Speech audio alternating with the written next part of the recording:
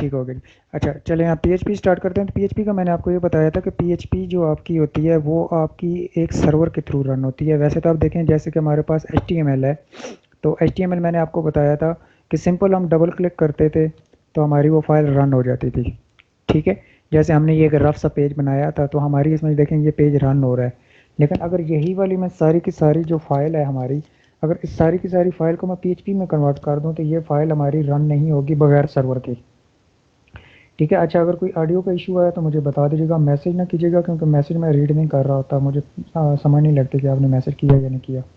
तो खैर, तो अब पीएचपी के लिए सबसे पहले तो मैं आपको ये बताऊं, पहले मैंने आपको बताया था कि जैम्प या वैम्प सर्वर, अगर तो आप लोगों ने ऑलरेडी डाउनलोड कर लिया है तो ठीक है, अगर नहीं किया तो गूगल में जाके सिंपल आप लिखें जैम्प।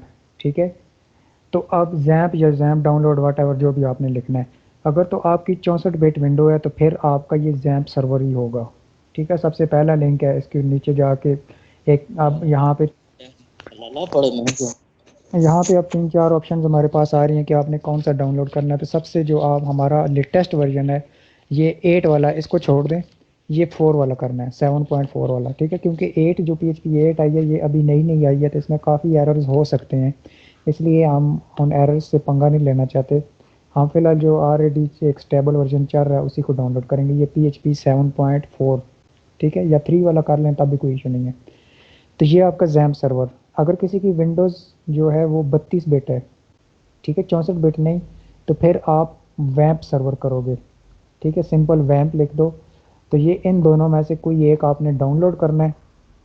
इंस्टॉल का तरीका तो आपको पता ही है, लेकिन जैम्प को, वैम्प तो डायरेक्टली वैसे ही इंस्टॉल होता है, लेकिन वैम्प जो इंस्टॉल होता है, वैम्प को अगर आपने इंस्टॉल करना है तो उसके लिए थोड़ा सा आपका जो ये है 2-4 चीज़ें आपने करनी है, सारी नहीं करनी। अब यहाँ पे कहीं पे पड़ा होगा जैम्प सर्वर, ये है। तो इसको आपने सिंपल करना क्या है, डाउनलोड करने के बाद आपका जो सेटअप रन होगा ना इसमें सारी बहुत सारी ऑप्शंस देगा, आपने सारी ऑप्शंस नहीं करनी, 3-4 ऑप्शंस हैं जो हमारे काम की हैं, बस वही करनी है, बाकियों की ज़रूरत नहीं है। ये एरर आता है, ये एरर नहीं होता है, इसको आपने जस्ट ओके कर देना है। ठीक है, बाद परेशान हो जाते हैं क्या चीज़ है।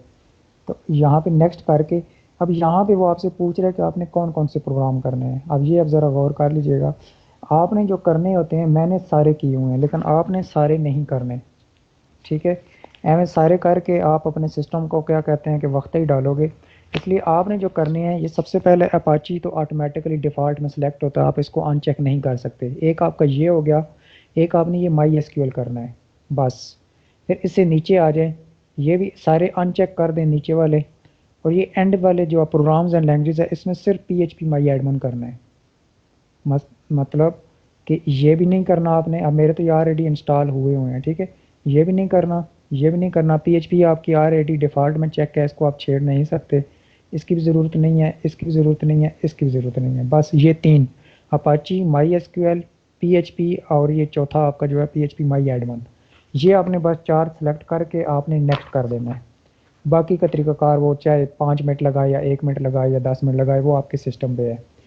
ठीक है, तो ये आपका जब इंस्टॉल होगा, इंस्टॉल होने के बाद ये आपका जो प्रोग्राम जाएगा वो डायरेक्टली सी ड्राइव के अंदर यहाँ पे जैम्प के फ़ोल्डर से आएगा।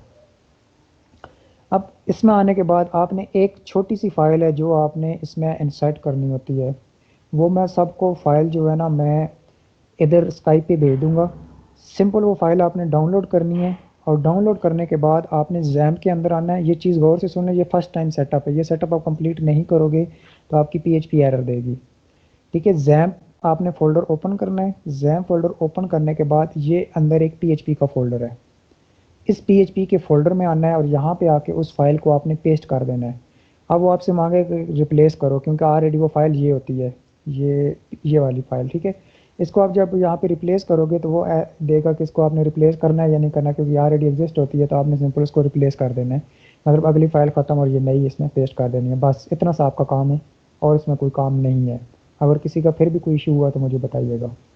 मैं एक बार फिर जल्दी से इसको रिपीट कर देता हूँ कि जैम्प को आप इंस्टॉल करोगे, इंस्टॉल करने के बाद आपने जैम्प के फ़ोल्डर में आना है, यानी कि सी ड्राइव के अंदर जैम्प का फ़ोल्डर, इसके अंदर PHP का फ़ोल्डर, और यहाँ पे आके आपने वो फाइल जो मैं आपको सेंड करूँगा स्काइप पे या व्हाट्सएप पे, बेहतर स्काइप पे मैं कर दूँगा, उसको फाइल को डाउनलोड करके एज इट यहाँ पे कॉपी कर देना है। बस बाकी कोई चेंज उसमें नहीं करना। अब आपने PHP रन करनी है तो आपको सबसे पहले ये XAMPP के सर्वर, आपकी अगर यहाँ पे शॉर्टकट बनी हुई है तो ठीक है, नहीं बनी हुई तो यही आप इसमें जाओगे। ठीक है, बाद लोगों को ये भी नहीं पता होता, इसलिए मैं डिटेल में जा रहा हूँ, क्योंकि बाद स्टूडेंट फंस जाते हैं, हालांकि इतना काम ही होता कोई नहीं है। तो ये वाला आपने रन करना है, ये 3 एक जैसे आइकन्स हैं, इसको छोड़ दें, ये वाला XAMPP कंट्रोल, इसको आपने सिंपल रन करना है, या इसकी शॉर्टकट भी बना लीजिएगा, बेहतर यही रहेगा। इसको जो ही आप रन करोगे तो ये इस शक्ल में आपके पास आएगा। वैम्प अगर आपने इंस्टॉल किया है तो वैम्प को सिंपल डबल क्लिक करोगे, वो ऑटोमेटिकली रन हो जाएगा, आपको कोई और चीज़ रन करने की ज़रूरत नहीं पड़ेगी। लेकिन XAMPP को आपने रन करना है। जब ये रन करने के बाद ये आपके पास इस तरह से आएगा, तो ये जो पहले 2 बटन हैं, अपाची और MySQL, इन दोनों को आपने स्टार्ट पे क्लिक करना है। जब आप स्टार्ट पे क्लिक करोगे तो ये रन होगा, तो आपका ये इस तरीके से आपको पता चलेगा कि यहाँ पे स्टॉप का बटन आ जाएगा और ये आपकी पोर्ट आ जाएगी। अब आपने सिंपल जो आखिरी काम करना है, वो आपने इस MySQL वाले जो स्टॉप के बटन के साथ एडमिन का बटन है, इसके ऊपर क्लिक करना है। तो ये अब आपकी डेटाबेस रन हो गई है और सर्वर आपका वैसे ही चल गया है। ठीक है, अब ये मतलब अगर आपने डेटाबेस नहीं रन करनी तो बस सिंपल इन दोनों को स्टार्ट करके आप इसको चाहे क्लोज करो या मिनिमाइज कर दो, कोई इशू नहीं है। ठीक है, क्योंकि आपका सर्वर ऑलरेडी बैकग्राउंड में आप चलना शुरू हो गया है। तो अब आपके PHP पेजेस जो है वो रन हो सकते हैं। अब वो कैसे रन करने हैं वो भी मैं आपको बताऊंगा। तो ये आपकी वैसे डेटाबेस है जिसके बारे में सबसे ज़्यादा क्वेश्चंस किए जाते हैं। अब मेरे पास ये बहुत सारे डेटाबेसेस सेव हैं, क्योंकि ये मैं जितने प्रोजेक्ट्स बनाता रहा हूँ, अभी ये पिछले सेमेस्टर के हैं, कुछ इस सेमेस्टर के हैं और कुछ उससे पिछले के हैं, बाकी उससे पुराने तो मैंने सारे इसमें नहीं रखे हुए। ठीक है, तो ये जितने भी डेटाबेसेस मैंने बनाए हैं, तो ये सारे के सारे आपके यहाँ पे आ रहे हैं, क्योंकि ये एक लोकल सर्वर है, तो ये आपके सिस्टम के अंदर डाटा सेव हो रहा होता है। जी, आप जब इंस्टॉल करोगे या रन करोगे आपके पास ये चीज़ें नहीं आएंगी, जस्ट 2-3 ही आएंगी, एक एग्जांपल डेटाबेस या कुछ इस तरह के 2-4 डेटाबेसेस होंगे, वो मतलब डिफ़ॉल्ट में होते हैं, वो बेशक डिलीट कर दो या रख दो, कोई इशू नहीं होता। तो खैर, अब हम आते हैं PHP की तरफ। ठीक है, ये तो हमारा हो गया रन करने का तरीका। आप PHP की तरफ आते हैं, तो मैंने आपको पहले दिन बताया था कि आपने PHP का पेज कैसे बनाना है। अब करना क्या है, आप Notepad++ ओपन करोगे, इसमें कोड लिखो या ना लिखो कोई इशू नहीं, मतलब कि वो आपकी मर्ज़ी है। आप इसको Ctrl+S करोगे। ठीक है, अब इसमें कोई चीज़ है नहीं, इसलिए इसने भी किया, जो 1-2 लफ्ज़ लिख के मैंने Ctrl+S किया, तो ये सेव किया ऑप्शन। जहाँ पे भी आपने इस फाइल को सेव करना है आप वहाँ पे जाओगे, वही पुराना तरीका। मैं यहाँ पे लिखता हूँ न्यू फाइल, ये एक नेम मैंने लिखा, आप जो मर्ज़ी है लिखो, .php। ठीक है, न्यू फाइल .php, मैंने सेव का बटन दबाया। अब आप डेस्कटॉप पे जाओ तो ये हमारे पास, ये अभी देखें कि एक PHP की फ़ाइल हमारे पास आ गई है, लेकिन अगर मैं इसको रन करता हूँ तो ये रन नहीं होगी। ये देखें, ये रन नहीं हो रही, जस्ट डाउनलोड हो रही है। क्यों? क्योंकि इसको रन करने के लिए एक प्रॉपर तरीकाकार होता है। सर्वर तो हमारा चल गया, लेकिन सर्वर चल गया इसका मतलब ये नहीं कि आप कोई भी फाइल आप PHP की उसके ऊपर डबल क्लिक करोगे वो रन हो जाएगी, नहीं रन होगी। इसको रन करने का एक अलग तरीकाकार है। पहली हमारी शर्त ये है कि ये सर्वर होना चाहिए और ये रन होना चाहिए। सिर्फ सर्वर इंस्टॉल करने से भी PHP की फ़ाइल रन नहीं होगी। हमने ये इंस्टॉल किया, इसको स्टार्ट किया, इसको बेशक आप क्लोज़ करो या मिनिमाइज़ करो, कोई इशू नहीं, क्योंकि ये क्लोज़ होकर यहाँ पे आ जाता है। अब इस फाइल को हमने रन कैसे करना है। अब एक और चीज़, अब देखें कि ये जो मैंने फ़ाइल बनाई थी पिछली, आपने भी अगर ये कोड लिखा है तो इस सारे के सारे कोड को मैं इस PHP की फ़ाइल में कॉपी कर लेता हूँ, बजाय इसके कि मैं सारा ये कोड दोबारा लिखूँ। मैं Ctrl+A किया, पूरे का पूरा सिलेक्ट किया, और इसको मैंने क्या किया, कॉपी करने के बाद ये जो हमने फ़ाइल बनाई है न्यू वाली, इसके अंदर मैं पेस्ट कर देता हूँ। कैसे पेस्ट करना है, right click, edit with Notepad++, Ctrl+V, ये पूरी की पूरी फ़ाइल हमारी इसमें अब आ गई है। लेकिन देखो कि रन ये फिर भी नहीं होगी। अब रन कैसे करना है, ये अब आपने तरीका देखना है। अब इस फाइल को हमने करना है रन। आपने क्या काम करना है, इस फाइल को करना है यहाँ से कट। ठीक है, वैसे तो मैं आपको ये बता रहा हूँ कि अब आपने जो भी फाइल सेव करनी है, जो अभी लोकेशन बता रहा हूँ, उस लोकेशन के अंदर करनी है। फाइल को किया कट, आप गए C ड्राइव के अंदर, फिर आप गए XAMPP फोल्डर के अंदर। ठीक है, अब XAMPP फोल्डर के अंदर जो ही आप आए तो इसमें ये एक फ़ोल्डर होता है htdocs का। अगर आपने वैम्प इंस्टॉल किया हुआ है तो उसमें फिर फोल्डर होगा www का। ठीक है, लेकिन XAMPP में होता है htdocs, ये आपने याद रखना है। htdocs के अंदर आप आएँ, इसके अंदर आके अब आपने यहाँ पे या तो डायरेक्टली वो फाइल सेव कर दें या एक न्यू फोल्डर आप क्रिएट करें, जो आपका दिल करता है। मैं कर लेता हूँ कि CS619 क्लास, इसके अंदर आके मैं वो फाइल सेव कर देता हूँ। ठीक है, आप फोल्डर क्रिएट करो या ना करो, लेकिन बेहतर होता है कि फोल्डर क्रिएट कर लो, क्योंकि ज़्यादा गंद बनाने की बजाय अच्छी बात ये होती है कि एक फोल्डर के अंदर अपनी चीज़ें रख लो, वहाँ से आप डायरेक्टली रन कर लोगे। अब ये हमारी चीज़ रन हो गई, सॉरी हमारी चीज़ इसमें आ गई। अब रन कैसे करनी है, आप कोई भी ब्राउज़र ओपन करोगे, एक्सप्लोरर ओपन करो, क्रोम करो, फायरफॉक्स करो, वट एवर जो भी करना है, उसमें आपने सिंपल एक काम नीचे चीज़ लिखनी है, लोकल होस्ट। क्या लिखना है, लोकल होस्ट। लोकल होस्ट लिखने के बाद ये आपको थोड़ी सी अजीब लगेगी कि ये पता नहीं क्या है, हालांकि बहुत इजी है, कोई मुश्किल कोई नहीं है। अच्छा, लोकल होस्ट लिख के आपने ये एक फॉरवर्ड स्लैश डाली। ठीक है, अब यहाँ पे आके आपने अपने इस फोल्डर की लोकेशन देनी है।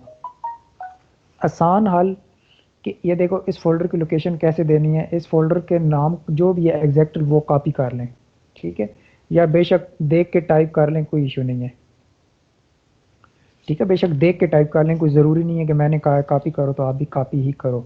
अब इसको कॉपी करना है या फिर डायरेक्टली लिखो, मैंने तो वैसे देखो लिखा था ना, CS619 स्पेस क्लास लिख के एंटर करो। एंटर करने के बाद अब इसके अंदर जितनी फाइल्स हैं वो सारी आ जाएंगी। ठीक है, हमारे पास सिर्फ एक फ़ाइल है, कौन सी है, न्यू फाइल डॉट PHP। मैं इसके ऊपर क्लिक करूँगा, देखें ये आपकी फ़ाइल रन हो गई। अब ये एमएज क्यों नहीं आया, एमएज नहीं आया, CSS अप्लाई नहीं हुई, क्यों नहीं हुई, क्योंकि ये जितनी की जितनी पड़ी हुई हैं ये हमारे इस फोल्डर के अंदर पड़ी हुई थी। क्योंकि हमने या तो जब वो चीज़ कॉपी की, हमें सारी फाइलें इसमें कॉपी करनी है। ये अब अगली बात तो आपको ऑलरेडी पता है, क्योंकि मैंने बड़ी डिटेल से बताया है कि जो भी चीज़ आपकी होगी उसी फोल्डर के अंदर होगी। मतलब ये इमेजेस हैं या जो भी चीज़ है, ये CSS है, ये सारी उसी फोल्डर के अंदर होगी। अब बेहतर ये है कि जितनी भी आपने फाइल्स बनाई हुई हैं उसको कॉपी कर लें। ठीक है, ये अबाउट मी वाली भी हम फाइल नई क्रिएट करेंगे, इसको मैंने कॉपी किया दोनों फोल्डर्स को। ये बूटस्ट्रैप हम ऑनलाइन यूज़ करेंगे, इसको कॉपी करने की ज़रूरत नहीं है। और इसी फोल्डर के अंदर मैं आके इसको पेस्ट कर देता हूँ। अब पेस्ट किया, अब देखें मैं फोल्डर को करूँगा रिफ़्रेश, हमारी इमेज भी आ गई, CSS भी अप्लाई हो गई। ठीक है, तो ये आपकी फ़ाइल को रन करने का तरीका ये होता है आसान, कि PHP की फ़ाइल आपने सेव करनी है, कहाँ पे करनी है, htdocs। ठीक है, जैप फोल्डर के अंदर आना है, उसके अंदर htdocs का फोल्डर होगा, उसके अंदर अब आप फोल्डर बनाओ या ना बनाओ आपकी मर्ज़ी है, लेकिन मैं कह रहा हूँ कि बना दो। उस फोल्डर के अंदर आप आके आप अपनी फ़ाइल सेव कर लो। अब देखो मैं एक न्यू अबाउट मी वाली फ़ाइल बनाता हूँ, जो हमारी न्यू फाइल है, तो उसको भी अगर बनाना है तो मैं आपको यही कि मैं अब ये नोटपैड प्लस प्लस नहीं यूज़ करूँगा, मैं अपना वही जो प्रोग्राम ऑलरेडी यूज़ कर रहा हूँ मैं उसी को करूँगा। अब नोटपैड प्लस प्लस के अंदर भी आप वही फाइल जो आपने क्रिएट करनी है, जो भी काम करना है। अब मैं देखो यहाँ से फोल्डर कौन सा रन कर रहा हूँ, मैं अब वही फोल्डर रन कर रहा हूँ जो PHP का हमारा फोल्डर है अभी, जो मैंने डॉक्स htdocs है जिसके अंदर पता नहीं क्या है उसके अंदर किया था। तो ये C ड्राइव, जैम्प और htdocs, और ये हमारा फोल्डर। ठीक है, आपने आप जब इसके अंदर कोडिंग करनी है आपने ये फोल्डर ओपन करके रखना है। अब जो भी जिस फाइल के अंदर कोडिंग करनी है उसके ऊपर राइट क्लिक किया, edit with notepad plus plus code लिखते जाओ। ठीक है, तो ये इस तरीके से, लेकिन मैं आपको, क्योंकि मैं ये यूज़ कर रहा हूँ, क्योंकि वो यूज़ करूँ थोड़ा सा ज़्यादा टाइम लगता है इसलिए। अब देखो यहाँ पे हम एक अबाउट मी वाली फाइल बनाते हैं, क्योंकि ये देखो ना, मैं अबाउट मी पे क्लिक करता हूँ तो ये कह रहा है ऑब्जेक्ट नॉट फाउंड। क्यों नहीं, क्योंकि वैसे ये URL नहीं मिल रही ये अबाउट मी वाली। तो मैं यहाँ पे अब क्या करूँगा, मैं सिंपल यहाँ पे एक लिखूँगा अब अबाउट मी डॉट PHP या about dot PHP, what ever जो भी लिखना है। पहले हम HTML की फाइल बनाते थे डॉट HTML लिखते थे, अब PHP की फाइल बनानी है हम डॉट PHP लिख रहे हैं, एंटर। लेकिन अब देखो अब भी ये फाइल हमारी रन नहीं होगी। अच्छा, वो जो पुराना कोड है उस अबाउट मी वाला, इसको भी मैं कॉपी कर लेता हूँ और उसी के अंदर पेस्ट कर देता हूँ। अगर अब आपने एक गौर किया हो एक काम, कि जो HTML हमने उसमें लिखी थी मैं सेम वही कोड यहाँ पे कॉपी कर रहा हूँ। अब आप कहोगे कि PHP फिर क्या चीज़ है तो इसमें भी सारी HTML ही। तो PHP क्या है, PHP सिर्फ ये नहीं है कि PHP डॉट PHP लिख दिया और वो लैंग्वेज होगी, नहीं। PHP अभी तक आपकी लैंग्वेज स्टार्ट ही नहीं हुई, ये सिर्फ PHP फाइल बनाई है, लैंग्वेज अभी हमने इस्तेमाल करनी है। वो कहाँ पे इस्तेमाल करनी है वो मैं आपको बताऊंगा। ये आपका फ्रंट एंड, मैंने आपको पहले दिन बताया था कि फ्रंट एंड आपका जितना भी बनता है, फ्रंट एंड मतलब कि जो सामने चीज़ नज़र आ रही थी है, वो जितनी भी बनती है HTML, CSS और बूटस्ट्रैप से बनती है। लेकिन जो उसके बैकग्राउंड के टास्क होते हैं, जैसे मैंने आपको एक एग्जांपल दी थी कि अगर मैं कहता हूँ कि 2+2 करो, आप मोबाइल के अंदर या कैलकुलेटर के अंदर जाके लिखते हो कि 2+2, आप ओके करते हो तो वो आपको 4 का जवाब दे देता है। अब वो 4 आंसर कैसे आया, वो सारे का सारा इसकी बैक एंड का काम है। तो यहाँ पे आपकी बैक एंड जो लैंग्वेज है वो PHP है। अच्छा, तो ये देखो फाइल हमने ये मैं सारा कोड कॉपी किया। मैं अब इसको यहाँ पे आकर रिफ्रेश करता हूँ पेज को। रिफ्रेश करने के बाद क्लिक करता हूँ, देखें अब ये फिर भी नहीं ओपन हो रहा। क्यों नहीं हो रहा? देखें वो ढूंढ क्या रहा है, about me dot H T M L. तो यहाँ पे फाइल कौन सी पड़ी हुई है, about me dot PHP file. ये एक्सटेंशन आपको मैंने एमएच के टाइम पे बताया था कि जैसे एम लगाते हो तो नेम के बाद आपने उसकी एक्सटेंशन लाजमी बतानी है कि कौन सी एक्सटेंशन है। JPG फाइल है, PNG फाइल है, जिफ फाइल है, वट जो भी है, इसमें आपने एक्सटेंशन लाजमी बतानी है। तो ये जहाँ पे हमने इसकी दी थी URL, ये बिल्कुल एंड पे दिया था ना, एंड पे बटन बनाया, वहाँ पे हमने ये लिखा था ये। तो हमने इसका देखें क्या दिया हुआ reference, dot H T M L. Dot H T M L की बजाय मैं इसको लिख देता हूँ डॉट PHP। अब डॉट PHP लिखा, अब वापस मैं जाऊँगा, इस फाइल क्लोज करूँगा ये। अब इसको मैं रिफ़्रेश करूँगा, अब देखो मैं क्लिक करता हूँ तो हमारी वो फाइल रन हो गई। PHP की फ़ाइल रन करने का तरीकाकार ये है। फ्रंट एंड आपका जितना भी बनेगा वो सारे का सारा आपका बनेगा PHP सॉरी HTML CSS और इसके अंदर। लेकिन डिज़ाइनिंग जो आपकी होती है ये सारी इसमें होगी। अब जो बैकग्राउंड टास्क हैं वो सारे आपकी PHP के थ्रू होंगे। और डेटाबेस का क्या काम है, जो आप डाटा जैसे कि अब आपके टेस्ट फेज़ में यकीनन बाकियों का भी इस तरह की टेस्ट फेज़ आएगा। बाद दफ़ा होता है कि सुपरवाइज़र आपके प्रोजेक्ट के अंदर से ही कुछ उठा के थोड़ा सा ऐसा दे देता है कि ये बना के दिखाओ, लेकिन बाद दफ़ा जैसे मैंने आपको बताया था कि बिल्कुल अलग देता है। अब जैसे ज़ीशान आपका देखे कोई बिल्कुल प्रोजेक्ट से हट के चीज़ आई है कि लॉगिन फॉर्म बनाओ और ये करो वो करो, पता नहीं क्या क्या। तो ये सारी वही चीज़ें जो अभी मैं पढ़ा रहा हूँ, अगर आपको ये समझ आ गई तो आप अपना टेस्ट केस खुद बना सकते हो। खैर, अच्छा अब हम PHP की तरफ आते हैं। PHP के अंदर जस्ट आपने 3-4 चीज़ें समझनी है। PHP वैसे तो बहुत बड़ी लैंग्वेज है, लेकिन मैं आपको बेसिक वो चीज़ें समझाऊंगा जो सिर्फ आपके प्रोजेक्ट के अंदर यूज़ होती हैं बस। सबसे पहली चीज़ जो आपकी PHP के अंदर आती है वो क्या चीज़ होती है, इसके अंदर मैं एक ऐसे कोई फाइल बना देता हूँ, ABC वट जो भी है। अब PHP के अंदर जो मैं आपको बताऊंगा कि क्या क्या चीज़ यूज़ होनी है। सबसे पहली चीज़ आपकी, जब भी आपने PHP की बैकग्राउंड टास्क की बात कर रहा हूँ, PHP लैंग्वेज अब स्टार्ट हुई है आपकी, आपने सबसे पहले उसमें ये चीज़ लिखनी होती है। ये अगर गौर करें तो मैंने क्या लिखा है, मैंने आपको कहा था कि HTML स्टार्ट करते हो तो आप स्टार्टिंग में लिखते होते हो HTML। अगर आप CSS स्टाइल कर शुरू करते हो तो बताया था कि आप स्टार्टिंग में HTML लिखते हो, CSS स्टार्ट करते हो तो स्टाइल लिखते हो। यानी कि इससे सिस्टम को पता चलता है कि आप कौन सी लैंग्वेज यूज़ कर रहे हो। तो PHP में जब आप करोगे तो आप सबसे पहले क्या लिखोगे, ये चीज़ आपने लिखनी है, ठीक है, less than question mark PHP, और ये इसका क्लोजिंग टैग है PHP का।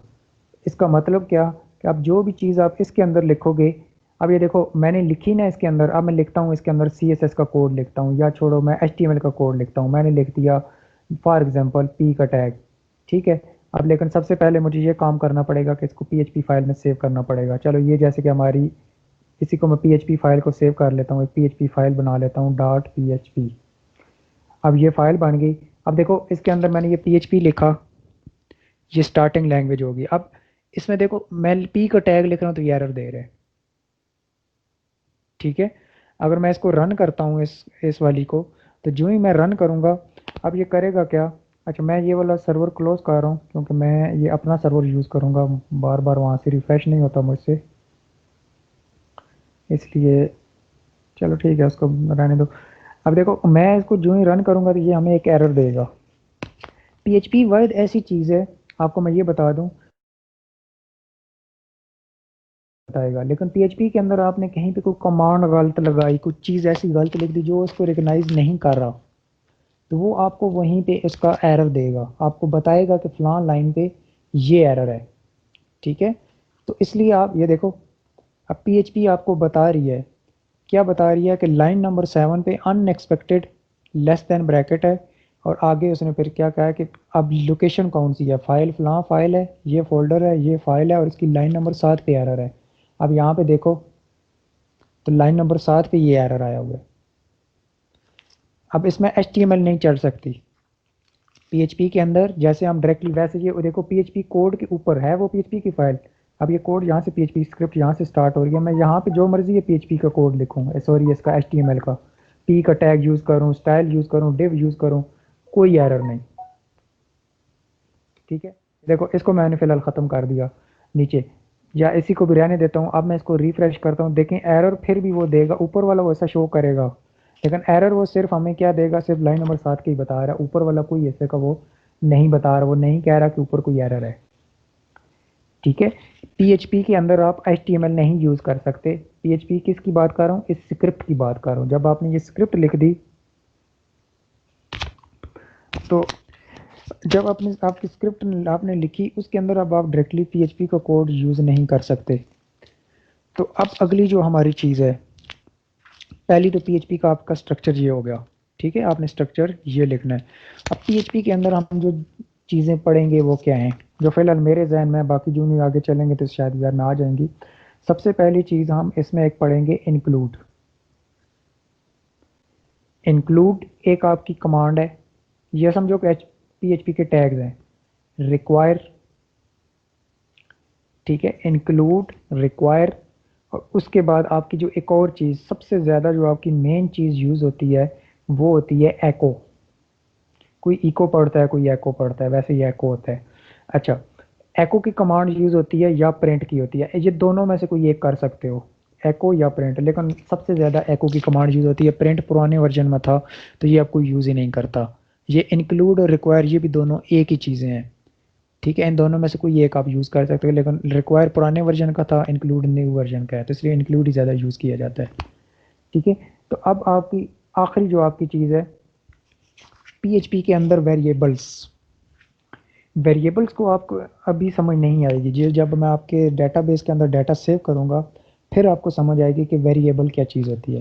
लेकिन PHP के अंदर वेरिएबल जो डिक्लेयर किया जाता है वो हमेशा डॉलर के साइन से किया जाता है, आगे आप जो मर्जी लिख दो।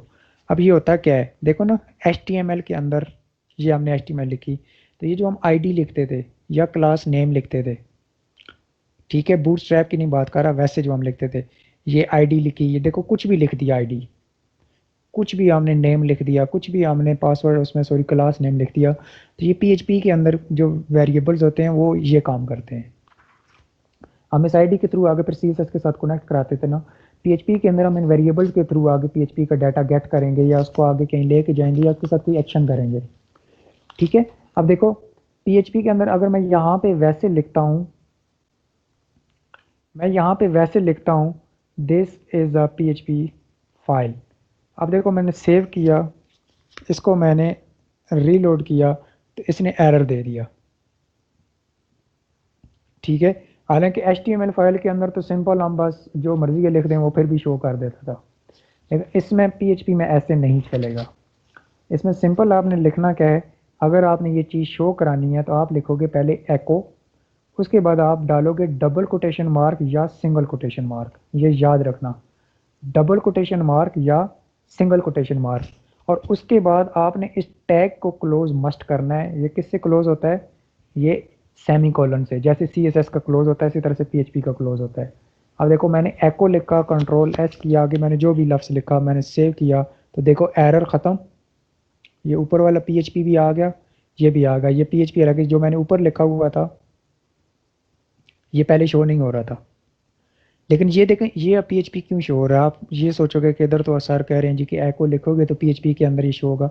मैंने आपको पहले ही बताया कि जब आप PHP का स्क्रिप्ट यूज़ करोगे उसके अंदर हैकी फैकी नहीं चलेगी, आपको प्रॉपर चलना पड़ेगा। लेकिन PHP की बेशक फाइल हो, आप इसके अंदर ऊपर अब जो मर्जी है लिखो, अब देखो मैंने PHP का टैग ख़त्म कर दिया तो अब फिर भी हमें PHP शो हो रहा है। तो आप ये समझो कि एक HTML पेज की तरफ चल रहा है, लेकिन जब PHP की स्क्रिप्ट लिखोगे तो इसके अंदर आपके डायरेक्ट टोटली PHP की कोडिंग होती है। तो PHP की सबसे ज़्यादा जो आपकी चीज़ यूज़ होनी है, हद से ज़्यादा समझो कि 70% जो आपकी कमांड यूज़ होनी है वो आपकी एको की कमांड यूज़ होनी है PHP के अंदर आपके प्रोजेक्ट में। एको का काम इतना होता है कि कोई चीज़ डिस्प्ले कराना। अब अगर हमने टेबल बनाना है, ठीक है, अब हम इसके अंदर एक चीज़ ये है कि देखो अब आप ये सोच सकते हो कि इसके अंदर हम फिर डिज़ाइनिंग कैसे करेंगे। ये भी तो हो सकता है कि मैंने लिखा this is a PHP file, अब मैं चाहता हूँ कि ये ज़रा ऐसे ही ना आए, इसका कोई थोड़ा सा स्टाइल होना चाहिए, कोई रंग बिरंगी कुछ तो इस तरह का होना चाहिए जी, कि या कोई भी वट एवर चीज़ आप करना चाहते हैं इसके साथ, तो वो कैसे होगा? इसमें भी सी एस एस लगेगी। सी एस एस कैसे लगेगी? अब ये सारी एच टी एम एल, फिर अब एच टी एम एल कैसे आएगी? ये आखिरी चीज़ जो आपकी समझने वाली है, आपका पी एच पी का बस स्ट्रक्चर है। आपने जहाँ पे भी H T M L use करनी है, सबसे पहले आप लिखोगे एको का टैग, ठीक है? एको लिखा, स्पेस दिया या नहीं दिया कोई मसला नहीं, आपने यहाँ पे डाला डबल कोटेशन मार्क। अब इसके अंदर आप लिख लो P H P, sorry H T M L. अब देखो ये मैंने एच टी एम एल का टैग यूज़ किया, या चलो पी का टैग नहीं, मैं एच का टैग यूज़ कर देता हूँ, H1। तो ये कहाँ तक करना है? हम ये फाइल के एंड तक, मैं H1 करना चाहता हूँ। ये मैंने टैग अब HTML का क्लोज कर दिया। अब देखो कोई एरर नहीं और हमारी HTML PHP के अंदर चल रही है।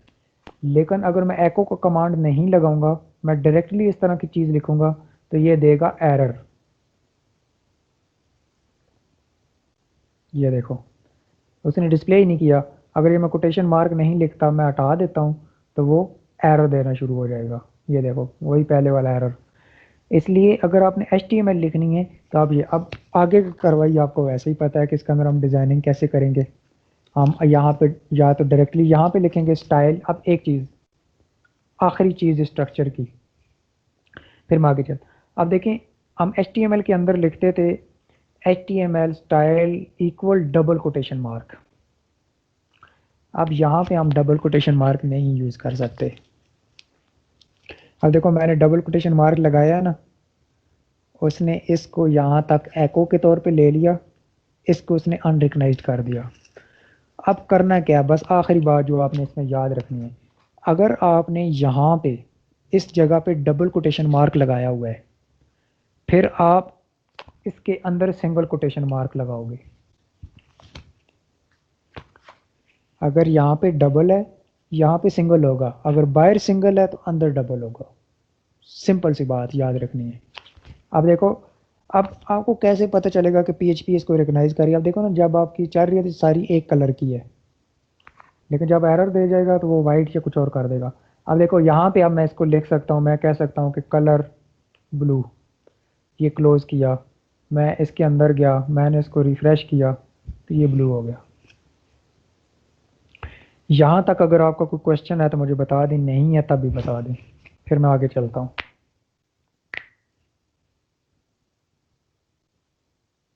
माइक ऑन करके मुझे बता दें अगर किसी को क्वेश्चन है तब भी, नहीं है तब भी।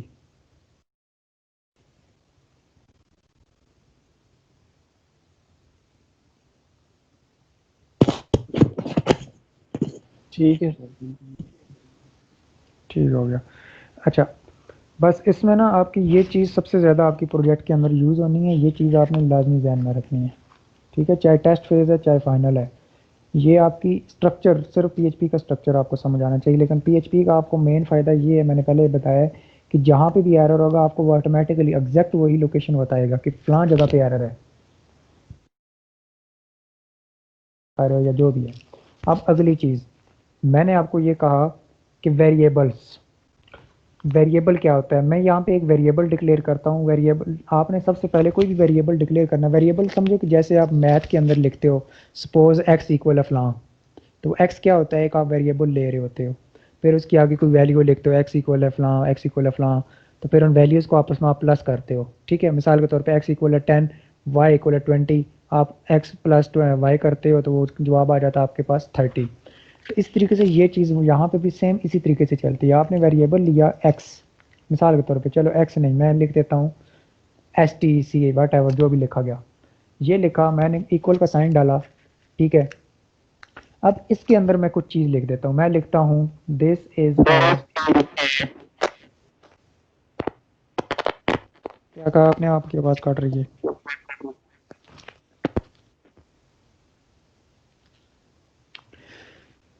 अच्छा, अब देखें मैंने आपको क्या कहा कि वेरिएबल का आप कोई भी नाम लिख सकते हो, जो आपका दिल करता है आप वेरिएबल का नाम लिख सकते हो, इसमें ये परेशानी नहीं है। आप देखो मैं मैक्सिमम स्टूडेंट्स को देखता हूँ 70% ऐसे स्टूडेंट्स हैं, क्योंकि जितने भी आते हैं प्रोजेक्ट सारे बनवाने वाले वो सारे न्यू होते हैं, उन्हें पता कोई नहीं होता प्रोजेक्ट का। लेकिन कोई 5-10% ऐसे स्टूडेंट, 5-10 तो नहीं, 4-5% ऐसे स्टूडेंट्स कहूँगा जिनको लैंग्वेज आती होती है लेकिन वो खुद नहीं बनाते। उसकी वजह या तो ये होती है कि या तो उन्हें डर होता है कि यार पता नहीं मैं खुद बनाऊंगा ये ना वो गलत हो जाए, या वो किसी काम अपने ऐसी उनकी मुसरफियात होती हैं कि वो खुद बना नहीं सकते। अदरवाइज जितने भी होते हैं न्यू होते हैं, तो उन सबको मैंने देखा है मैक्सिमम 70% उनमें से स्टूडेंट्स रट्टा लगाया होता है, उन्होंने नसीर के फकीर होते हैं। तो उस मतलब ये कि मैंने अगर वेरिएबल लिखा ना STS, तो उसमें भी वो वेरिएबल STS ही लिखेंगे। ज़रूरी नहीं, मैं आपको बार बार बता रहा हूँ, आप जो बेशक अपना नाम लिख दो। खैर, अब मैं चाहता हूँ कि ये वेरिएबल प्रिंट होना चाहिए। अब देखो मैं यहाँ पे लिखा, मैंने रिफ्रेश किया, तो वो जो मैंने लिखा था दिस इज़ अ वेरिएबल, वो देखो यहाँ पे प्रिंट होके नहीं आया, वो यहाँ पे आना चाहिए। तो आप यहाँ पे क्या काम करोगे, आप लिखोगे यहाँ पे एको, सिंपल उस वेरिएबल का नेम दे दें। सॉरी, डबल डॉलर साइन आ गया। मैंने क्या लिखा है, एको ये वेरिएबल। अब इसको मैं रिफ्रेश करता हूँ, ये आपका प्रिंट होके आ गया। ठीक है, अब प्रिंट की जो आपको मैंने कमांड बताई थी वो भी यही काम करती है। आप दिल है तो यहाँ पे एको की बजाय प्रिंट लिख दो, सेम है, कोई फ़र्क कोई नहीं है। लेकिन प्रिंट आपकी पुरानी PHP की थी, मतलब PHP 5-6 जो थी वो उनमें थी। PHP 7 जो आई है उसमें इन्होंने इसको एको की कर दिया है। इस तरह से मज़ीद मतलब वो चीज़ें कुछ अपडेट उन्होंने की है, बस नाम चेंज कर दिया, फंक्शन वही पुराने हैं। अच्छा, तो ये आपका वेरिएबल। अब इसी तरीके से फॉर एग्जांपल मैं चाहता हूँ कि यहाँ पे एक मैं वेरिएबल देता हूँ x, इसकी मैं वैल्यू रखता हूँ 30। ठीक है, मैं यहाँ पे इसकी वैल्यू रख देता हूँ 30। अब ये देखो डबल कोटेशन मार्क, एक चीज़ और, PHP केस सेंसिटिव होती है। ठीक है, PHP की जो कमांड्स होती हैं जो आप इस तरीके से करते हैं, इसके अंदर ये जो चीज़ें लिखी जाती हैं ये वाली, ये इनकी समझो कि वो एक सेंसिटिव लैंग्वेज है, वो हर चीज़ को एक अलग रूप में ले रही होती है। अगर मैंने ये डबल कोटेशन मार्क लगाया या सिंगल कोटेशन मार्क लगाया तो वो इसको स्ट्रिंग के तौर पे लेगी। स्ट्रिंग मतलब ABC इस तरह का। लेकिन अगर मैं उसके अंदर ये इस तरह का कोई कोटेशन मार्क नहीं लगाता, मैं इस तरह से लिख देता हूँ, तो वो इसको क्या लेगी, वो इसको इंटीजर के तौर पे लेगी। अब देखो मैं डबल कोटेशन मार्क नहीं लगाया, मैंने ये लिख दिया। अब ये देखो मैं जो ही इसको रन करूंगा, इसने देखो वो रेड नीचे निशान लगा दिया ये, तो वो क्या कह रहा है, यूज़ ऑफ अनडिफाइंड कांस्टेंट, कि ये कांस्टेंट वैल्यू नहीं है। ठीक है, तो कांस्टेंट वैल्यू क्या होती है, 1 2 3 4 5 6 7 वट एवर, इस तरह, या पॉइंट्स में। तो आप यहाँ पे मैं लिख रहा हूँ 30 मिसाल के तौर पे। इस तरह से मैं एक y या वट एवर जो भी है y रखता हूँ, y की मैं वैल्यू रख देता हूँ 40। अब मैं क्या करता हूँ, मैं चाहता हूँ कि इनको मैं प्रिंट कर दूँ। मैं यहाँ पे लिखता हूँ, क्या चीज़ लिखता हूँ मैं यहाँ पे लिखता हूँ प्रिंट या एको वट एवर जो भी आपने लिखना है, x plus sorry variable x plus variable y। अभी देखो देखते हैं कि ये क्या करती है हमारे साथ। ये देखो 70 आंसर आ गया इसका। लेकिन देखो ये इस लाइन के साथ जुड़ के आ गया, न्यू लाइन में ये क्यों नहीं गया। तो न्यू लाइन में PHP के अंदर आपने जाना तो हमेशा याद रखें आप HTML यूज़ करते हो, HTML, या फिर आपकी एक लैंग्वेज होती है, सॉरी ये इस तरह से, लेकिन इसको ये रिकॉग्नाइज नहीं करेगी, बाद दफ़ा एरर दे जाती है। ठीक है, तो आपने सिंपल क्या करना है, यहाँ पे HTML यूज़ करनी है। तो आप HTML के अंदर, मैंने आपको बताया था कि न्यू लाइन पे जाना है, तो आपने क्या करना है, तो देखो मैंने क्या लिखा, BR, या ये जो आपने ऊपर वाली लाइन लिखी है इसके एंड पे BR लिख, तो ये आपकी मर्ज़ी है बेशक इसके साथ। लेकिन अगली चीज़ जो मैं आपको बताना चाहता हूँ, देखो मैंने BR तो लिखा, तो अब BR को और मैं PHP को आपस में जोड़ना चाहता हूँ, क्योंकि HTML हमारी यहाँ से टैग इसके अंदर स्ट्रिंग शुरू हुआ, यहाँ पे ख़त्म होगा। अब इन दोनों को मैं मिक्स करना चाहता हूँ एक ही लाइन के अंदर। आप सिंपल यहाँ पे डॉट लगाओगे, यानी कि कॉनकैटिनेशन इसे कहा जाता है। जब आप HTML के अंदर फिर PHP के अंदर फिर HTML या फिर PHP लिखते हो, तो आप उस वक्त उनको आपस में कॉन्कैटिनेट करते हो, आपस में जोड़ते हो। तो जोड़ने के लिए आप सिंपल ये डॉट लगाते हो। ठीक है, अब जो ही डॉट लगाया तो आप इस चीज़ को देखो, यहाँ पे आपकी ये आ गया हमारे पास ये। लेकिन ये इसको देखो कि वार्निंग वो कह रहा है कि ये आपके ऊपर वही लाइन नंबर 14 में जो आपका आ रहा है कि लाइन नंबर 14 में हमने क्या एरर दिया है, ये इसका एरर, क्योंकि अब मैंने इनको ना इंटीजर्स में कन्वर्ट नहीं किया हुआ, हमें यहाँ पे ये कन्वर्ट भी करना है। फिर ये हमारा इसको बराबर आएगा, ठीक है। लेकिन आपकी वही बात का आप इस HTML को उठा के आप यहाँ पे लगा दो,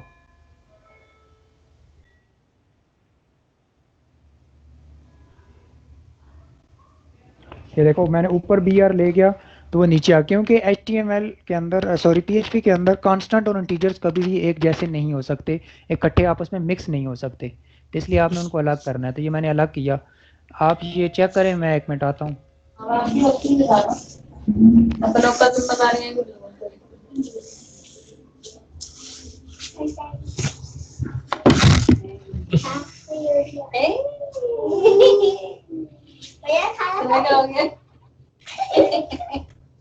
सोते हुए जा रहा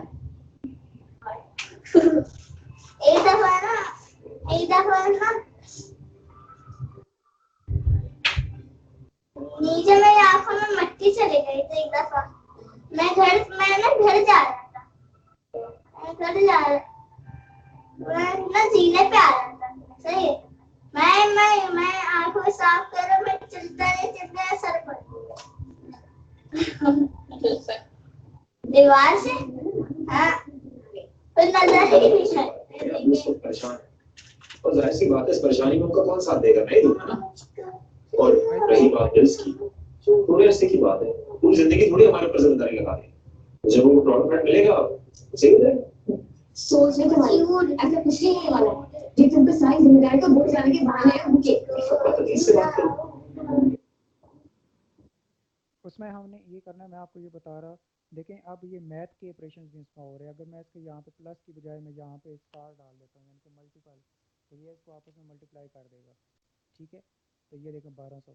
तो ये HTML PHP आपकी इस तरीके से चलती है। इसके अंदर ये सारे देखें कि आप बैक एंड के फंक्शन हैं, HTML में आप ये चीज़ नहीं कर सकते।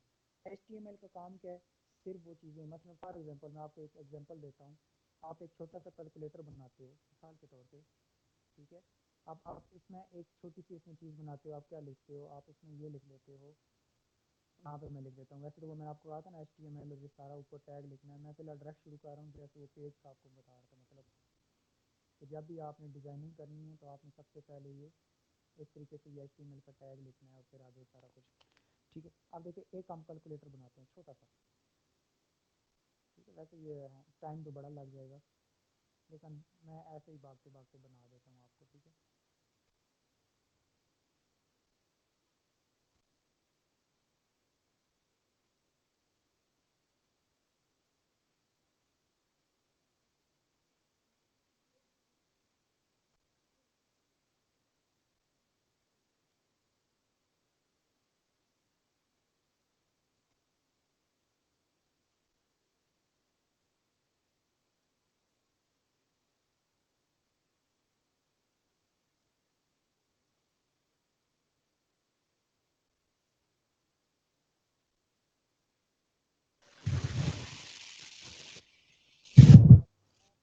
गौर करें कि मैं, देखो मैंने आपको उस दिन बताया था कि आप HTML के अंदर जो मर्जी करो, लेकिन जो PHP के अंदर आपकी जो वैल्यू जो इंटीग्रेट होंगी आपस में, वो उस नेम के थ्रू चलेंगी। जैसे मैंने आपको बताया था कि CSS ID के थ्रू चलती है या क्लास के थ्रू चलती है, लेकिन PHP जो होती है वो वेरिएबल या ये जो HTML के अंदर नेम हम देते हैं उस नेम के थ्रू चल रही होती है। तो ये नेम आपने लाजमी देना होता है। आप नेम आप कुछ भी दे सकते हैं, ज़रूरी नहीं कि जो मैंने लिखा वही लिखो, आप जो मर्जी लिखो, लेकिन नेम देना लाजमी है, ठीक है। अब इसी तरीके से आपने इसमें करना क्या है, अब आपका यहाँ पे एक और तीसरा बटन भी चलें इसे बना देते हैं हम।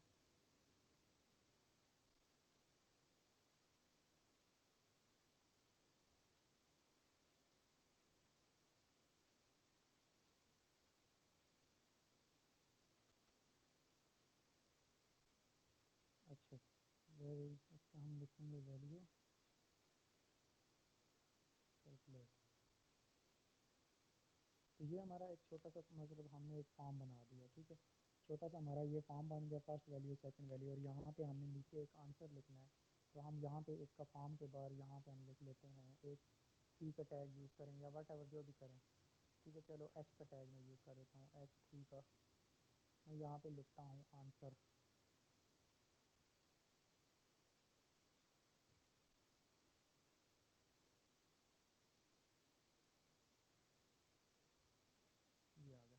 अब देखें इसमें हमारा मतलब कि मैं चाह रहा हूँ कि जो भी हमारा ये छोटा सा है इसको अगर हम यहाँ पे यूज़र वैल्यूज़ लिखता है, ठीक है, मैं यहाँ पे लिखता हूँ 10 और यहाँ पे लिखता हूँ 20 या 10 जो भी है, तो मैं कैलकुलेट के ऊपर क्लिक करूँ तो ये यहाँ पे इसका आंसर होना चाहिए।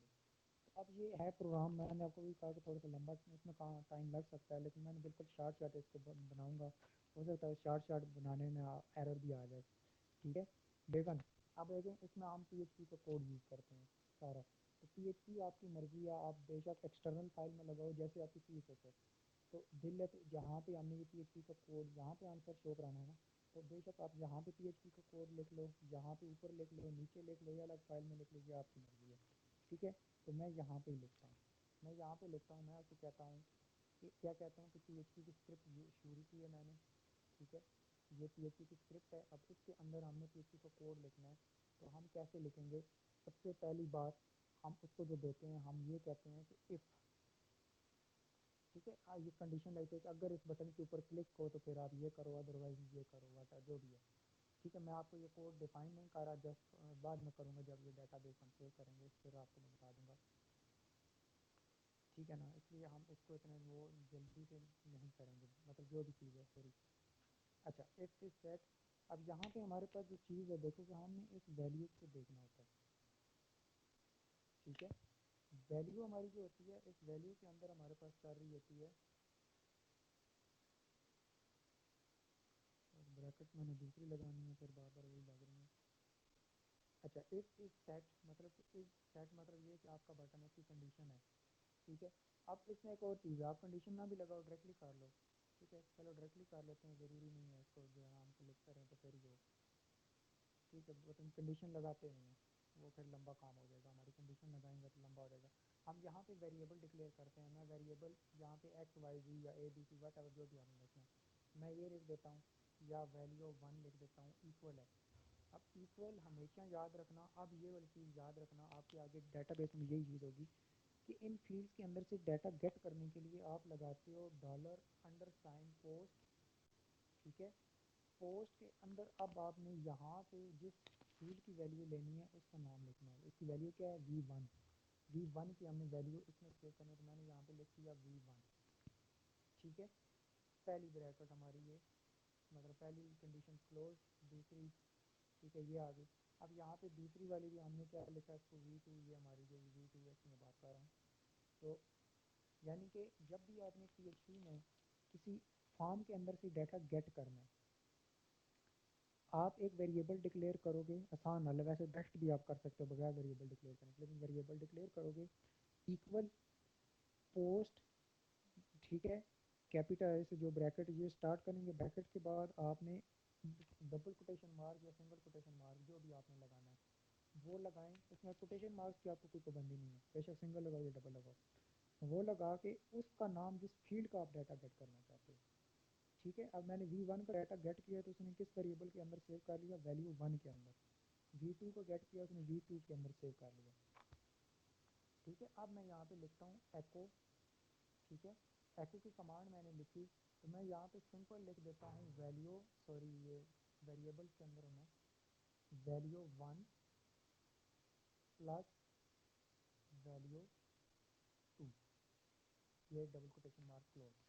तो अब देखते हैं क्या आता है हमारे पास, इसको मैंने रिफ्रेश किया, ठीक है, 20 आ गया। अब देखो 20 कैसे आ गया जवाब, क्योंकि उसने पहले वैल्यू सेव की। तो मैं यहाँ पे अब लिखता हूँ 100, मैं यहाँ पे लिख देता हूँ ये, तो मैंने कैलकुलेट बटन के ऊपर क्लिक किया तो ये देखें उसने इसका आंसर दे दिया।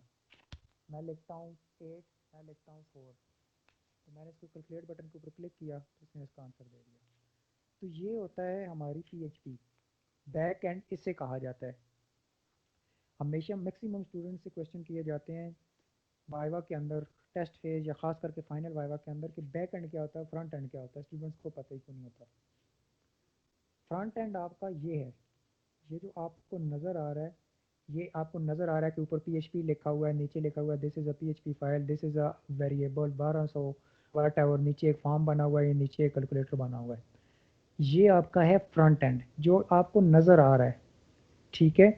और फ्रंट एंड किस में बनाया जाता है, अगला क्वेश्चन जो किया जाता है, फ्रंट एंड बनाया किस में जाता है, किस लैंग्वेज में बनाया जाता है, तो वो आपकी लैंग्वेज यूज़ होती है HTML CSS या बूटस्ट्रैप, ठीक है। HTML स्ट्रक्चर लैंग्वेज होती है, CSS और बूटस्ट्रैप डिज़ाइनिंग की लैंग्वेज होती है, ये इसके अंदर बनाया जाता है। अब आपका बैक एंड क्या होता है? बैक एंड आपका ये है, यानी कि मैंने लिखा, ये कोई वैल्यू लिखी, अब मैंने सिर्फ कैलकुलेट के बटन के ऊपर क्लिक किया, उसने ये आंसर दे दिया। मुझे नहीं पता कि उसने ये आंसर कैसे निकाला, उसने कितना प्रोसेस किया, कितना इसके अंदर उसने मेहनत की, तो फिर जाके ये आंसर आया। मुझे नहीं पता, आपको भी नहीं पता कि ये कैसे हुआ। ये सारे का सारा बैक एंड है, ठीक है। और बैक एंड आपका क्या होता है?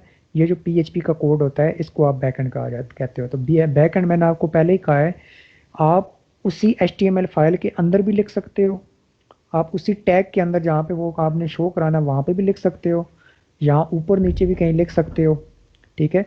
अब देखो ना, ये जो आंसर आ रहा है ये वाला, इसको भी मैं अगर यहाँ पे शो कराना चाहूँ तो मैं इस एको को वहाँ लिखने के बजाय मैं अगर यहाँ पे लिख दूँ, अब वो जो 1200 आपका आ रहा है उधर, ये जो 1200 हमारा ये ऊपर शो हो रहा है, तो आप ये देखो कि 1200 हमारा ये नीचे आना चाहिए। तो ये देखें इसके साथ आ गया। अब ये इसके साथ है, हमें अलग करना है तो कैसे करेंगे? सिंपल वही बात कि एंड पे जाके आप डॉट लिखो, वही आप BR का टैग यूज़ कर लो। अगर ऐसे वो चलता है तो ठीक, नहीं चलता तो आपके पास एक और भी इसकी ऑप्शन है कि आप अलग से एक एको का टैग लगाओ और उसके दरमियान आप BR की लाइन रो करो तो ऑटोमेटिकली लाइन ब्रेक हो जाएगी। तो ये देखिए नई लाइन पे चला गया। तो ये आपका PHP है। मेन चीज़ें मैंने आपको आज PHP की बता दी हैं, ठीक है।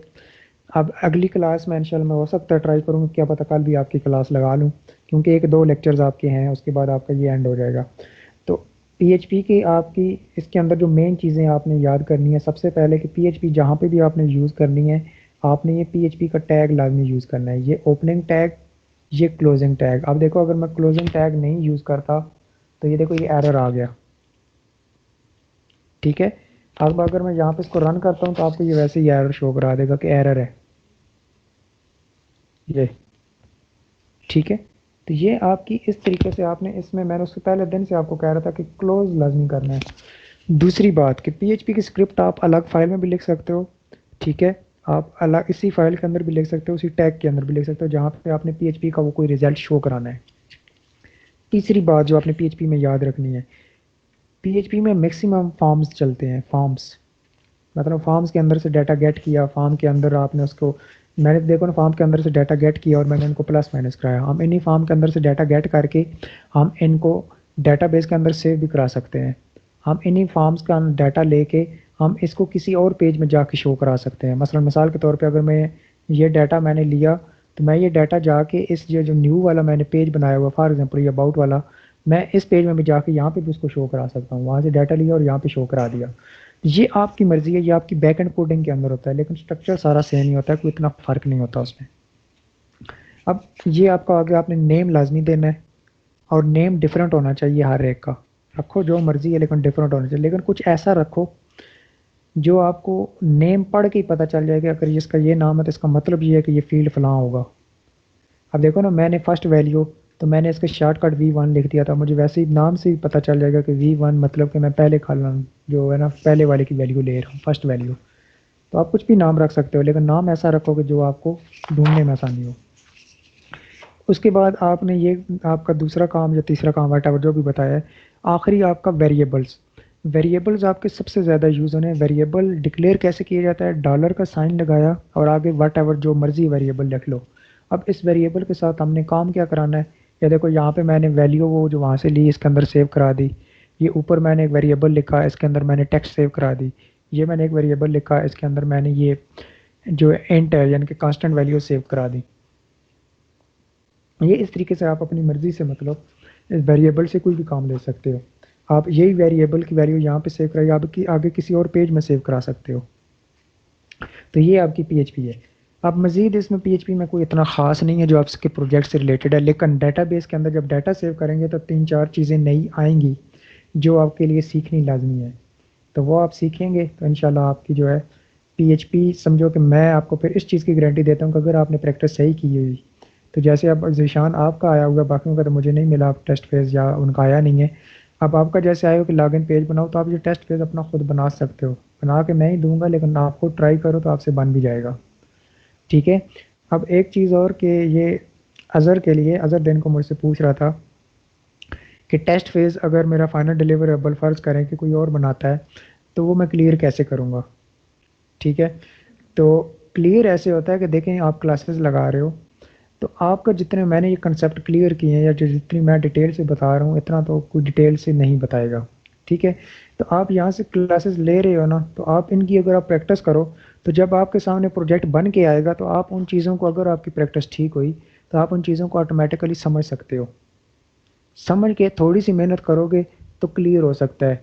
सिर्फ क्लियर क्या तक, बनाने के हद तक मैं नहीं कहूँगा कि आप लोग प्रोजेक्ट बना लोगे, प्रोजेक्ट आपसे नहीं बनेगा। ये मैं आपको अभी भी गारंटी देता हूँ, 100% प्रोजेक्ट आपसे नहीं बनेगा। उसकी वजह क्या है? क्योंकि इसके लिए बहुत प्रैक्टिस चाहिए होती है। देखिए जो चीज़ें अभी मैंने आपको यहाँ बताई हैं, मैंने आपको बता दिया कि ये चीज़ें आपकी यूज़ होनी है, लेकिन आपको जब पता ही नहीं है कि ये यूज़ करनी कैसी है, तो उसके लिए प्रैक्टिस चाहिए होती है, तो आप कभी वो चीज़ नहीं कर सकते। एक आम एग्जांपल यही है कि आपको गाड़ी दे दी जाए, चाबी भी दे दी जाए, तो वहाँ पे खड़ा-खड़ा आपको चलानी ना आती हो, लेकिन मैं ही हूँ, मैं आपको बता दूँ कि ये चाबी है, यहाँ से सलफ होता है, यहाँ पे आप चाबी लगाओगे, ये गाड़ी स्टार्ट हो जाएगी, ये गियर है, ये ब्रेक है, ये क्लच है, ये रेस है। चलो जी एक्सीलेटर से आप दबाओ और चल पड़ेगी। तो क्या वो गाड़ी आप चला लोगे फर्स्ट टाइम पे? नहीं चलेगी आपसे। ठीक है, प्रैक्टिस चाहिए होती है। तो इसलिए ये आपसे प्रैक्टिस चाहिए आपको। प्रैक्टिस जितनी करोगे इतना अच्छा डिलीवर करोगे। ठीक है? जहाँ पे आप लोगों को चीज़ नहीं समझ आती, आप मुझसे पूछ लें, ठीक है? किसी भी वक़्त मैसेज करके। अभी तक आपने प्रैक्टिस की है या नहीं की मुझे नहीं पता, ठीक है? लेकिन अभी से आप स्टार्ट कर दें, क्योंकि टेस्ट फेज़ वाइवा आपने मस्ट क्लियर करना होता है। इसमें कोई गुंजाइश नहीं होती। हाँ, अगर आपका सुपरवाइज़र अच्छा आ गया, बाद दफ़ा होता है कि सुपरवाइज़र बहुत अच्छा होता है, नाइस बंदा होता है, क्योंकि सुपरवाइज़र जितने भी होते हैं ना, ये यूनिवर्सिटी के नहीं होते, ये एक्सटर्नल इन्होंने हायर किए हुए होते हैं। तो वो अच्छा है, वो आपके साथ थोड़ी-सी रियायत कर देता है, तो आपको पास कर दे तो वो अलग बात है। लेकिन मैक्सिमम वो पास करते नहीं हैं। उसकी वजह ये होती है कि वो उनकी जब वो आपका वाइवा ले रहे होते हैं, तो उनकी वो रिकॉर्डिंग हो रही होती है। लेकिन कुछ फिर भी होते हैं जो आपके स्टूडेंट के साथ कर देते हैं, 19-20 का फ़र्क हो तो वो सिर्फ कोई नहीं कहते कि ठीक है कोई मसला नहीं है। लेकिन बिल्कुल नैला बंदा हो तो फिर जी, आप कोई क्वेश्चन पूछना है तो बताएं, बाकी मेरी तरफ से एंड है। वाइवा कब तक होने वाला है? वाइवा तो आपका अभी तो टेस्ट फेज़ स्टार्ट हुआ है ना, मेरा ख्याल है 4 फरवरी लास्ट डेट आपकी टेस्ट फेज़ की। तो उसके तकरीबन आपका मैक्सिमम तो ऐसे होता है कि आपका जब फाइनल डिलीवरेबल 2 महीनों का होता है ना, 2 महीनों की डेट होती है। अब जैसे आपकी मेरे ख्याल है फाइनल डिलीवरेबल की ड्यू डेट है 4 अप्रैल है या 2 अप्रैल है। तो अब आपका वाइवा जो होना है, मैक्सिमम जो चांसेस हैं आपके मार्च के मिड में होंगे। लेकिन कभी कभार ऐसे भी होता है कि मार्च के मिड में नहीं हो सकता है, फरवरी में ही आपका वाइवा हो जाए। इसलिए वाइवा की ड्यू डेट के हफ्ता 2 हफ्तों बाद आपने रेडी रहना है और अपनी ईमेल वगैरह भी चेक करते रहना है, क्योंकि आपकी वीयू ईमेल के ऊपर आपको ईमेल आएगी। सुपरवाइज़र खुद आपको नहीं कहेगा कि हाँ भाई आपका वाइवा है, आपको ईमेल आएगी आपकी वीयू वाली है। अगर स्टूडेंट्स ज़्यादातर होते हैं उनको वीयू ईमेल वाले वो कभी खोलते ही नहीं है वीयू की ईमेल, बाद में उन्हें पता चलता है कोई हमारा तो वाइवा गुजर गया। वीयू की ईमेल आपकी जो है उसको आपने ओपन करना है, उसके अंदर आपको ईमेल आएगी वाइवा की। लेकिन अभी देखें बेफिक्र रहे, तकरीबन महीना एक है आपके पास। इस सेमेस्टर में सिर्फ टेस्ट फेज वाइवा ही होगा बस? नहीं, इसमें आपका बज़ दफ़ा ये होता है कि टेस्ट फेज़ के साथ साथ फाइनल भी हो जाता है। लेकिन मैक्सिमम ये समझिए कि 90% ऐसे होता है कि वाइवा जो प्री फाइनल, इसमें सिर्फ टेस्ट फेज़ होगा, नेक्स्ट जो ही आपका सेमेस्टर शुरू होगा उसके पहले या दूसरे वीक में आपका फाइनल वाइवा हो जाता है। फिर जो आपका आखिरी वाइवा है वो आपकी मिड टर्म के बाद होता है। सही। बाकी इस पे प्रैक्टिस करें इंशाल्लाह, ये इतनी मुश्किल कोई नहीं है चीज़, मैंने आपको वैसे भी इजी करके समझाया है, तो इंशाल्लाह ये चीज़ें आपको ना बिल्कुल सही क्लियर हो जाएंगी। थोड़ी सी आप इस पे प्रैक्टिस करो,